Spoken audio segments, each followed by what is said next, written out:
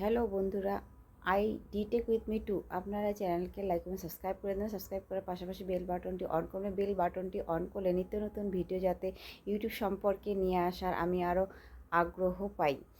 তো আপনারা পাশে থাকবেন আশা করি। আজকে থাম্বনেল আর টাইটেল দেখে নিশ্চয়ই বুঝতে পেরেছেন যে কি টপিকস নিয়ে আজকে আলোচনা করতে চলেছি। হ্যাঁ বন্ধুরা, ঠিক শুনেছেন। আর ঠিক থাম্বনেল ঠিক টাইটেল দেখে আপনারা ঠিকই বুঝতে পেরেছেন যে আজকে আমরা আলোচনা করব কিভাবে আমরা সাবস্ক্রাইবার গেইন করতে পারি। তো আমরা সাবস্ক্রাইবার গেইন করব কিভাবে? একটি চ্যানেলে যখন আমরা নতুন চ্যানেল খুলি, সেই চ্যানেলটির সেটিংস ভালোভাবে আমাদের করা হয় না। আমরা চ্যানেল সম্পর্কে সঠিকভাবে জানি না এবং চ্যানেল সম্পর্কে ওয়াইটি স্টুডিওটা যে আছে, ওয়াইটি স্টুডিওটাও কিন্তু আমরা ব্যবহার করতে জানি না। এই ওয়াইটি স্টুডিওটার ক্ষেত্রে কিন্তু অনেক সময় ইউটিউব অ্যালগোরিদম আমাদের আপডেট দিয়ে থাকে। এই আপডেটটি সঠিকভাবে কয়জনে ব্যবহার করতে জানে বলুন তো?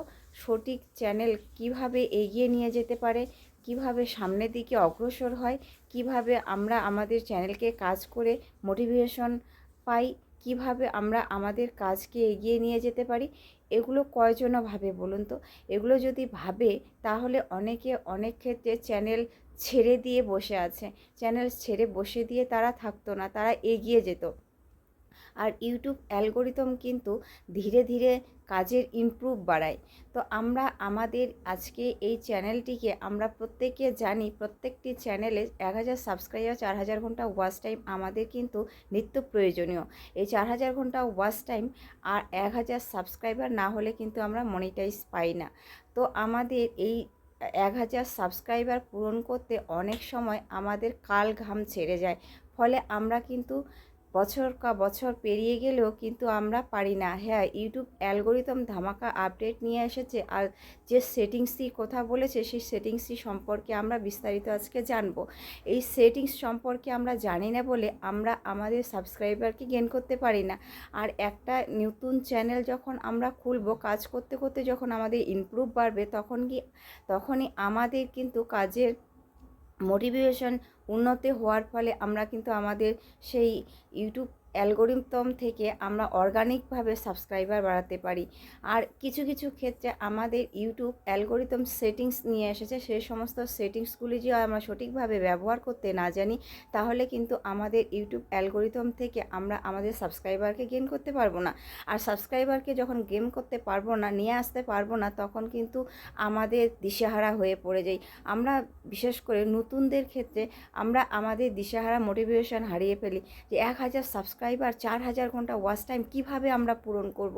কিন্তু এর মাঝেও যে আমাদের কিছু শিক্ষার বিষয় আছে, শিক্ষণীয় বিষয় আছে, সেগুলো দিক থেকে আমরা ধ্যানেই দিই না, লক্ষ্যই করি না কিভাবে আমরা আমাদের সাবস্ক্রাইবারকে গেইন করতে পারি, কিভাবে আমরা ওয়াচ টাইমকে গেইন করতে পারি।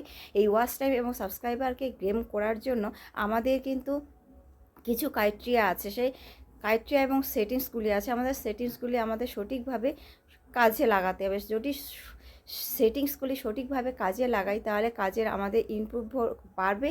এবং ইউটিউব অ্যালগোরিদম নিজেই বলে দিয়েছে যে সাবস্ক্রাইবার বাড়ানোর সেটিংসগুলি আপনারা সঠিকভাবে ব্যবহার করতে শিখুন।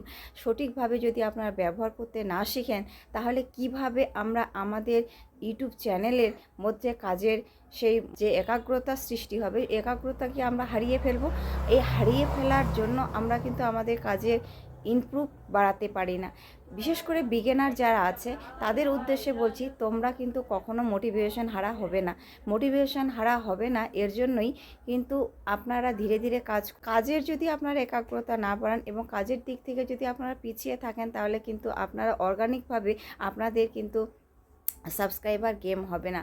আর সাবস্ক্রাইবার আপনাদের গেম হবে না যখনই আপনাদের কাজের দিক থেকে পিছিয়ে থাকবেন। আপনারা কাজের দিক থেকে পিছিয়ে থাকবেন না, আপনাদের কাজের ইমপ্রুভ বাড়ান। আজকে যেমন কাজ করেছেন কালকে হয়তো একটু উন্নত হবে, পরশুদিন আরেকটু উন্নত হবে। যে ভিডিও আজকে আপনি প্রথম দিয়েছেন সেই ভিডিও 10 দিন পরে দেখুন তো আপনার ইমপ্রুভটা কোথা থেকে এসেছে। আবার আপনি 1 মাস পরে দেখুন তো সেই ইমপ্রুভটা কোথা থেকে এসেছে। আপনার ডিফারেন্স, চ্যানেলের যে ডিফারেন্স, সেই ডিফারেন্সটা আপনার নিজেরাই বুঝতে পারবেন যে ডিফারেন্সটা কতটুকু হয়েছে, কতটুকু ইমপ্রুভ হয়েছে, কতটুকু উন্নতি হয়েছে।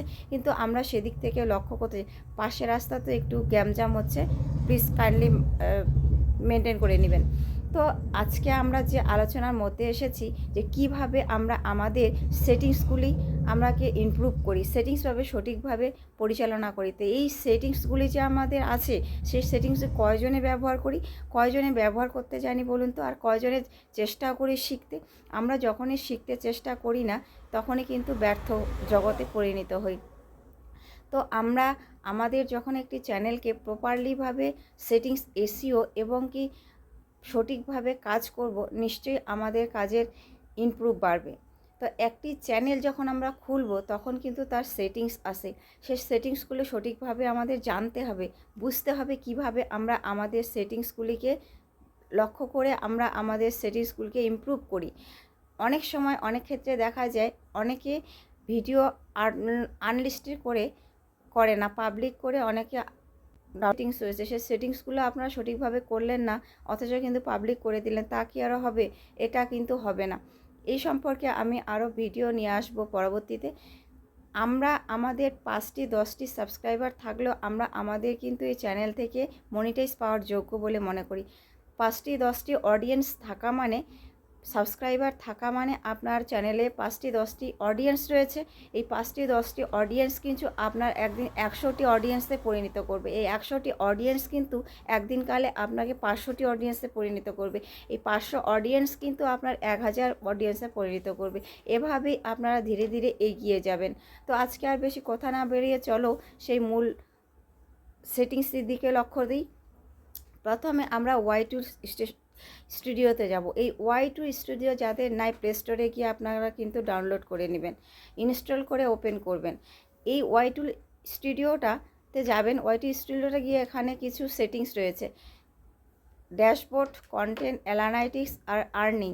এই কমিউনিটির এখানে আমরা ক্লিক করব। কমিউনিটির এখানে ক্লিক করার পরে আমরা আমাদের ভিউ অল এই অপশনটি আছে, এখানে আমরা ক্লিক করব। ভিউ অল অপশনটিতে ক্লিক করার পর আমাদের 3 ডট উপরে যে অপশনটি আছে, সেই 3 ডট অপশনটিতে আমরা ক্লিক করব।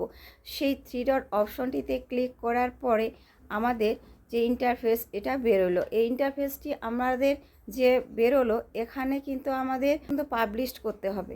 এখানে পাবলিশ করতে হবে। পাবলিশ করার পরে দেখুন রিসেন্ট ড্যাশবোর্ড স্ট্যান্ড, এখানে আই হ্যাভ রেসপন্ডেড এখানে আসে, এখানে আই হ্যাভ রেসপন্ডেড আমাদের এখানে ক্লিক করতে হবে। এরপরে ক্লিক করার পর স্টেট ফর যা কিওয়ার্ডটি আছে আমাদের এখানে, স্টেট ফর কিওয়ার্ডের এখানে মূল আমাদের লক্ষ্য, এখানেই সব খেলা। দেখুন কিওয়ার্ডের এখানে যাদের সাবস্ক্রাইবার আমাদের 100 আছে, তারা 1K মানে 1000-এ ওখানে ক্লিক করবেন। যাদের 10,000 আছে, তারা 100,000-এ ক্লিক করবেন। আর যাদের 100,000 আছে, তারা 1 মিলিয়নে ক্লিক করবেন। যাদের 1 মিলিয়ন আছে, তারা কিন্তু 10 মিলিয়নে ক্লিক করবেন।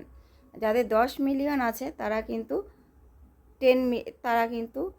20 মিলিয়নে ক্লিক করবেন। এভাবেই ক্লিক করলে আপনাদের সাবস্ক্রাইবার গেম হবে। তো এবার ক্লিক করার পর আপনারা অ্যাপ্লাই নামক অপশনটিতে আপনারা ক্লিক করবেন।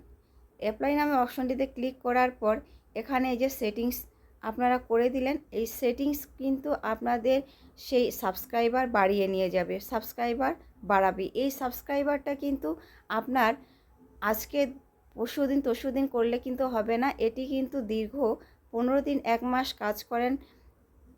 আপনাদের কাজের ইমপ্রুভটা কতটুকু, এই সেটিংসগুলি আপনি অন করেন। এই সেটিংসগুলি যদি আপনি অন করেন, সত্যি আপনার এই ভিডিওতে কেউ সাবস্ক্রাইবার আসা ঠেকাতে পারবে না। তো ভিডিওটি একটু লং হতে চললো, ভিডিওটি স্কিপ করে কেউ দেখবেন না, স্কিপ করে দেখলে কিন্তু কিছুই বুঝতে পারবেন না। তো আজকের ভিডিওটি এ পর্যন্তই, নেক্সট দেখা হচ্ছে অন্য কোনো ভিডিওতে। আজকের মতো টাটা।